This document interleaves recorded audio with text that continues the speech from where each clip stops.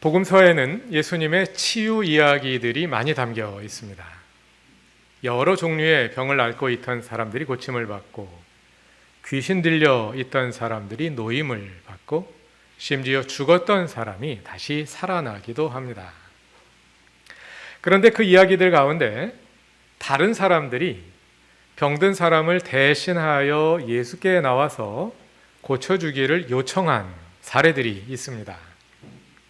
중풍병 환자 한 사람을 4명의 친구들이 침상에 실어와서 고침받은 이야기가 공관복음에 모두 나오고요. 마태복음 8장과 누가복음 7장에는 가버나움의 한 백부장이 자기 종을 대신하여 예수께 치유를 간구하고 나음을 받은 이야기가 있습니다. 그런데 병든 사람을 위해 대신 간구하는, 대신 부탁하는 사람들은 부모인 경우가 더 많습니다. 회당장 야이로가 죽어가는 자신의 딸을 위해 예수께 간청하여 고침받는 이야기가 공관복음에 모두 나옵니다. 수로보니게 여인이 자신의 귀신 들린 딸을 위해 예수께 나와 고침받는 이야기가 마태복음 15장과 마가복음 7장에 나옵니다. 또 부모가 요청한 것은 아닙니다만 누가복음 7장을 보면 나인성 과부의 아들이 죽어 장사 지내러 나가는 것을 예수께서 보시고 그 어머니를 가엾게 여기셔서 죽은 아들을 살려주신 사건이 기록되어 있습니다. 이 가운데 예수께서 부모를 보시고 자녀를 고쳐주신 이야기만 뽑아서 보면 회당장 야이로의 경우에는 아버지와 딸이 함께 등장하고, 수로보니게 여인의 경우에는 어머니와 딸, 그리고 나인성 과부의 경우에는 어머니와 아들이 함께 나옵니다. 한 가지 빠진 것이 아버지와 아들이 함께 나오는 장면이죠. 그런 장면이 요한복음의 오늘 본문에 나옵니다. 한 왕의 신하가 죽어가는 자기 아들을 위해 예수께 나와 간구하고 예수께서 그것을 고쳐주셨다는 이야기입니다. 이야기를 처음부터 살펴봅시다. 본문 첫 절인 43절을 보면 예수께서 사마리아를 떠나 갈릴리로 가셨습니다. 그리고 바로 이어 44절에서 예수님은 예언자가 자기 고향에서는 존경을 받지 못한다고 말씀하십니다. 어찌 보면 44절이 좀 어색하게 끼어 있는 것처럼 느껴집니다. 왜냐하면 바로 이어지는 45절은 예수님이 자기 고향인 갈릴리, 예수님의 고향인 갈릴리 사람들이 예수를 환영했다고 말하기 때문입니다. 그런데 바로 앞 44절에서 예언자가 자기 고향에서는 존경을 받지 못한다고 말하니 앞뒤가 맞지 않는 것처럼 들릴 수 있습니다. 그러나 조금 더 읽어나가면 서술을 이해할 수 있게 됩니다. 48절을 보면 왕의 신하가 아들을 위해 간청할 때 예수께서 하신 말씀이 나오는데요. 48절을 다 같이 읽어보겠습니다. 예수께서 그에게 말씀하셨다. 너희는 표징이나 기이한 일들을 보지 않고는 결코 믿으려고 하지 않는다. 45절에서 갈릴리 사람들이 예수를 환영한 이유는 그들이 예수께서 예루살렘에서 하신 일들을 보았기 때문인데요. 예수님이 예루살렘에서 뭘 하셨을까요? 지난번에 읽었던 2장 23절 이하를 보면 예수께서 6월절에 예루살렘에 계시는 동안에 표징을 행하셨고 사람들이 그 표징을 보고 예수를 믿었지만 예수님은 그들의 믿음이 진정성이 없는 것을 아시고 그들을 신뢰하지 않으셨다 하지요. 본문은 그와 동일한 반응이 갈릴리 사람들에게서도 나타났음을 알려주는 것입니다. 2장에 나오는 예루살렘 사람들이나 4장에 나오는 갈릴리 사람들이나 그 믿음의 성격이 비슷했다는 것이죠.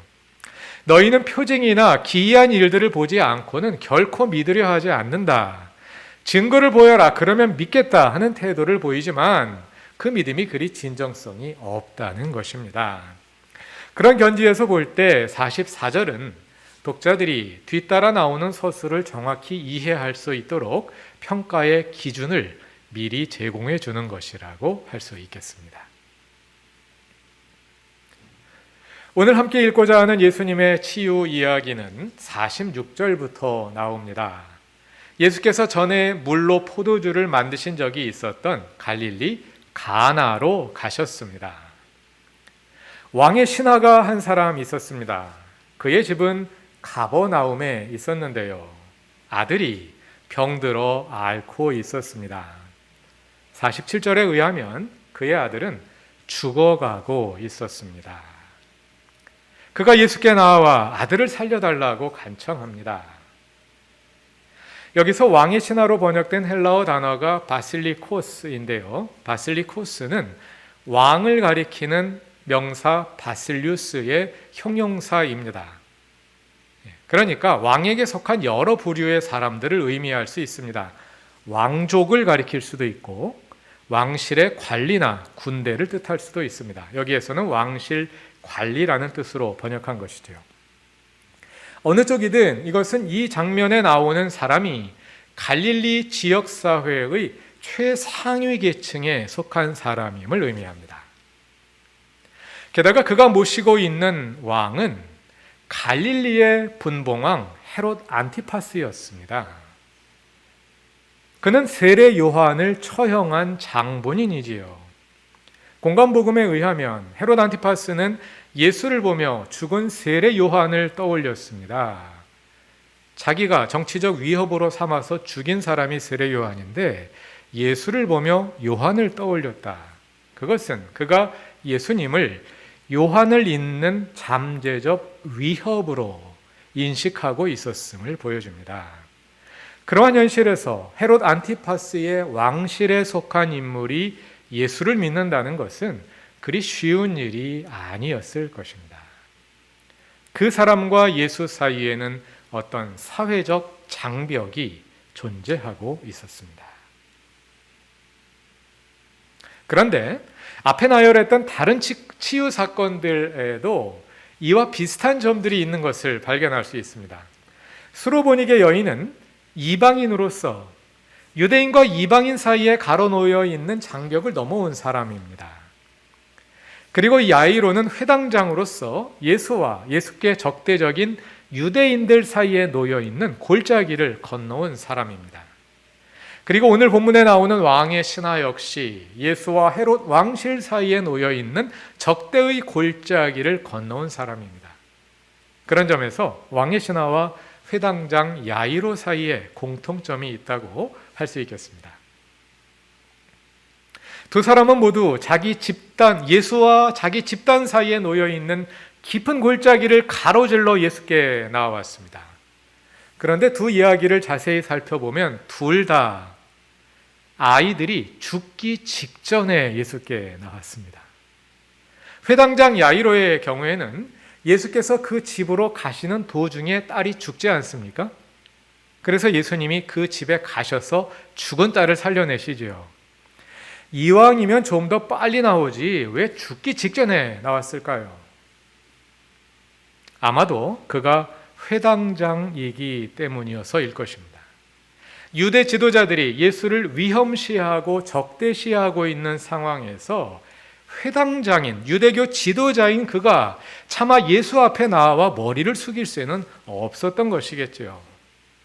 그래서 고개를 흔들고 또 흔들다가 더 이상 어찌할 수 없는 상황이 되어서 비로소 예수께 나왔을 것입니다. 오늘 본문에 나오는 왕의 신하가 그와 똑같은 경우라고 단정하기는 어렵습니다. 왜냐하면 47절을 보면 그 사람은 예수께서 유대에서 갈릴리로 들어오셨다는 소문을 듣고 예수께 나왔다고 말하거든요. 그러니까 그가 그 전부터 예수께 나아가고 싶었지만 안 계셔서 못 갔을 수도 있겠지요.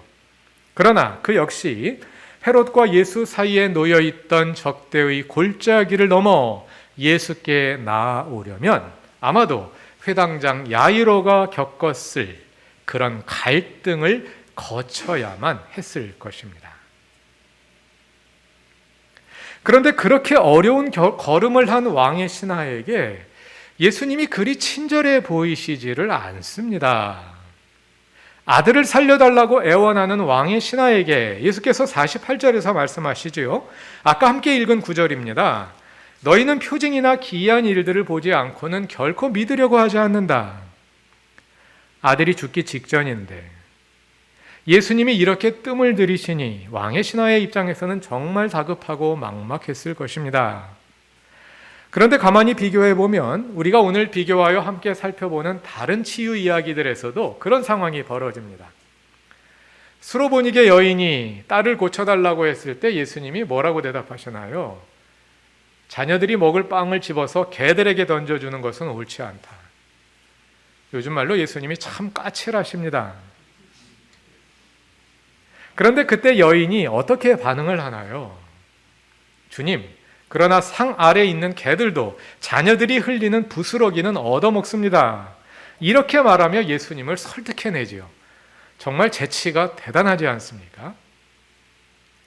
그럼 왕의 신하는 예수님의 말씀에 어떻게 대응했을까요?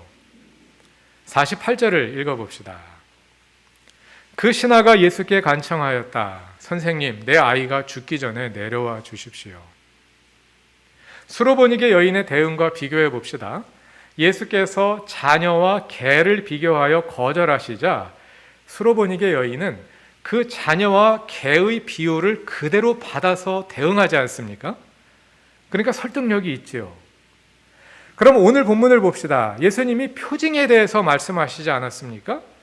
만일 왕의 신하가 수로보니게 여인과 같은 재치가 있었다면 예수님이 말씀하신 키워드를 이어받아서 대응을 했어야 했을 텐데요. 이 신하는 47절에서 애원하고 예수님이 말씀하시니까 49절에서 또 간청합니다. 이 사람은 지금 아버지로서 죽어가는 아들을 살려내야 한다는 절박함 외에는 아무 생각이 없어요. 머리가 그렇게 돌아갈 여유가 없어요. 그래서 그냥 간청하고 또 간청하고 있는 것입니다. 50절에서 예수님은 그에게 돌아가라. 내 아들이 살 것이다. 하고 말씀하십니다. 그는 예수님의 이 말씀을 믿고 돌아갑니다. 그리고 집으로 돌아가는 중에 아들이 낳았다는 소식을 듣게 되지요. 그 후 그와 그의 온 집안이 함께 예수를 믿게 됩니다.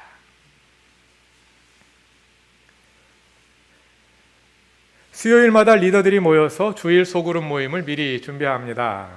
교재의 내용을 리더들끼리 미리 공부해 보는 것인데요. 거기서 나누는 대화들이 참 진솔하고 따뜻합니다. 저의 한 주간 일상에서 가장 포근하고 은혜가 넘치는 시간입니다. 몇 주 전이었는데요. 회개를 의미하는 히브리어 단어 슈브가 주제였습니다. 그리고 나의 삶에서 슈브하고 싶은 점, 돌이키고 싶은 점은 무엇인가 하는 질문을 가지고 대화를 나누었습니다. 이 질문에 대해 리더 한 분이 가족들에게 상처를 주었던 일, 특히 자녀들에게 상처를 주었던 일을 돌이키고 싶다고 말씀하셨습니다. 이분은 아들만 둘이 있는데요. 저도 아들만 둘이고 그 모임 참석자 가운데 아들만 둘인 사람이 4명이나 있습니다. 한 분이 그렇게 말씀하시자 다른 리더들이 줄줄이 돌아가며 그동안 아버지로서 자녀들을 대해왔던 행동과 태도에 대해서 회개하기 시작했습니다. 한 분은 아버지의 잣대로 자녀를 재단하려 한 것, 사랑을 많이 베풀지 못한 것이 후회되고 그로부터 돌이키고 싶다고 말씀하셨습니다. 그런데 그 리더들 가운데는 제가 보기에 아들들에게 이분처럼 좋은 아버지가 또 있을까 싶을 정도로 모범적인 아버지가 한 분 계십니다. 그런데 그분도 회개하는 아버지의 대열에 동참하셨습니다. 여전히 아버지로서 자녀들에게 해주어야 할 도리를 다하지 못해 안타깝다는 것이죠. 참 저 같은 사람은 영원히 따라갈 수 없는 아버지의 표상입니다. 그러자 그에 이어 아직 자녀의 입장에 있는 한 리더가 질문을 했습니다. 아버지로서 자녀에게 무엇을 기대하셨습니까? 하고 말이죠.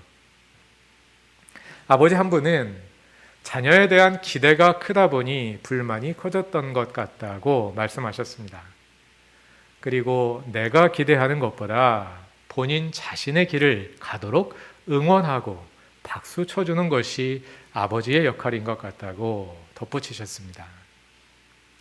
다른 분은 처음에는 자녀가 나와 다르다는 점을 받아들이기 어려웠다고 말씀하셨습니다. 물론 이것은 그분이 이제는 자녀와 부모가 다를 수밖에 없다는 점을 잘 알고 계시기 때문에 하신 말씀입니다. 그 모임에 참석한 아버지들은 모두 이구동성으로 자녀들이 어릴 적에 상처받은 일들을 나이 들어서까지 잊지 않고 기억하더라고 말씀하셨습니다. 그러면서 더 사랑을 베풀고 자녀들과 친하게 지내는 아버지가 되고 싶다는 말씀도 덧붙이셨습니다. 저는 한마디도 안 했습니다만 모든 이야기가 제 이야기라서 구구절절 공감하며 회개에 동참했습니다. 그렇게 회개하는 아버지 가운데 하나로서 오늘 본문에 나오는 한 아버지의 모습을 보며 왠지 남의 이야기 같지 않게 느껴졌습니다. 지나친 감정이입일 수 있습니다. 우리는 이 사람이 왕의 신하로서 높은 사회적 위치에 있다는 것 외에는 이 사람에 관해 아는 정보가 없습니다. 이 사람이 그동안 좋은 아버지였는지 나쁜 아버지였는지는 알 길이 없습니다. 그러나 제 경험으로 보기에 아들에게 좋은 아버지는 그리 많지 않은 것 같습니다. 그래서 아마 이 사람도 그동안 아들이 이 지경에 이르기까지 아무것도 할 수 없었던, 어쩌면 아무것도 하지 않았던 자신의 무능함과 사랑 없음을 통탄하며 뉘우치는 마음으로 이렇게 예수 앞에 나와 간청하고 있는 것은 아닐까 하는 근거 없는 감정이입에 빠져들게 되는 것입니다. 그런데 이렇게 아버지로서 감정이입을 하면서 읽다 보니 걸리는 부분이 있습니다. 그것은 왕의 신하에 대한 예수님의 반응입니다. 본문 47절에서 왕의 신하가 예수를 찾아가 죽기 직전인 아들을 고쳐달라고 애원합니다. 그런데 48절에서 예수님이 어떻게 반응하시나요? 너희는 표징이나 기이한 일들을 보지 않고는 결코 믿으려고 하지 않는다. 제3자의 입장에서 볼 때 예수님이 너무하신 거 아닌가 하는 생각이 드는데요. 이 말을 들은 아버지인 왕의 신하의 마음은 어땠을까요? 저는 불현듯 왕의 신하가 이 장면에서 예수님을 보며 거기서 자신의 모습을 발견하지 않았을까 하는 생각을 해봅니다.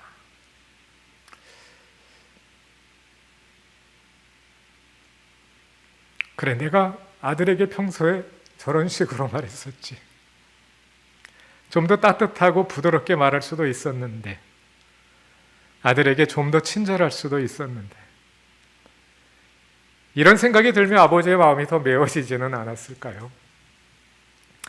이 장면에서 왕의 신하는 예수께서 그런 방식으로 말씀하시고자 했던 그 의도를 정확히 간파했습니다. 예수님은 그의 간구를 거절하시거나 마음에 내키지 않아 하시는 것이 아니라 오히려 그를 진정한 믿음으로 이끌어 드리려 하신다는 것을 말입니다. 아버지들이 보통 그런 방식으로 말하죠. 이 아버지는 예수님이 무슨 말씀을 하시려는지 이 장면에서 정확히 캐치합니다. 예수님은 이 말씀을 통해 그가 자신이 속한 집단의 한계로부터 벗어나도록 추동하고 믿음을 격려하시는 것입니다. 너도 갈릴리 사람들 중에 하나잖아. 쓸데없어. 이렇게 말씀하시는 것이 아니라 너도 그저 다른 갈릴리 사람들과 하나로 그 속에 머물러 있을 것이냐 하고 말씀하신다는 것을 말이죠. 그래서 그는 49절에서 더 간절하게 다시 간청합니다. 그리고 50절에서 아들이 살아날 것이라는 예수님의 말씀을 믿고 집으로 돌아갑니다. 예수님은 갈릴리 사람들이 표징이나 기이한 일들을 보지 않고는 믿으려 하지 않는다고 말씀하셨지만 이 왕의 신하는 표징을 보기 전에 믿었습니다. 아들이 낳은 것을 확인하기 전에 예수님의 말씀만 듣고 그를 믿었습니다. 그리고 53절을 보면 그는 자신과 온 집안이 함께 예수를 믿는 요한복음의 첫 사례가 되었습니다.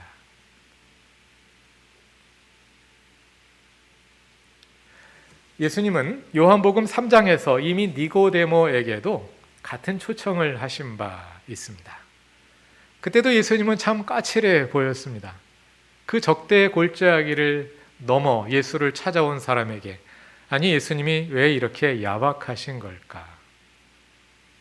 그러나 니고데모도 아마 예수님이 말씀하신 의도를 간파한 것 같습니다. 그래서 그도 예루살렘의 유대인들의 울타리를 벗어나 예수를 믿는 사람이 되었죠.